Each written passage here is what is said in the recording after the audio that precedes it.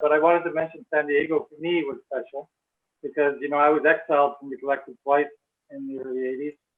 The first time I was told to take my suitcase to work in the morning, never come back and never speak to another Sahaja yogi. And I was just on my own. And the second time it happened, I was a little bit prepared that I was at a nice place and went to the theater and stuff. I didn't have any friends because I didn't want to get caught up. So I was literally alone for months. But the second time, it ended, the first time they called me up, I just came back. Second time I was called up and told, Shrimataji's coming to California, maybe you can go down and sort of brush me off on Shrimataji, send me down there.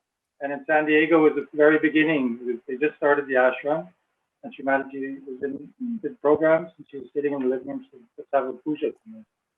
So I was literally gone from exile, where I had no friends, no one to talk to massaging Shrimataji's foot.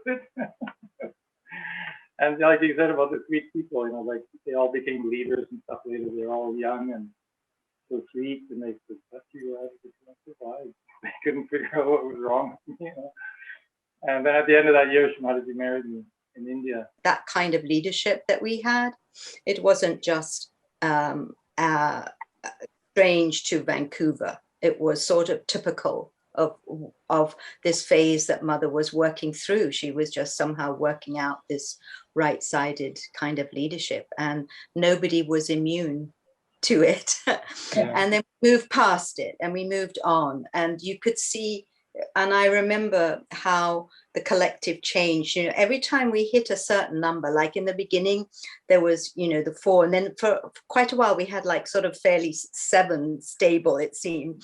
And then I remember when we hit 16, and by that I mean we would still be having people coming and going and sticking on for a while and then leaving, and then suddenly we moved into, and there was 16, a sort of established yogis in the collective, and it seemed to move up to the next level. You know, you could have bigger programs, reach more people.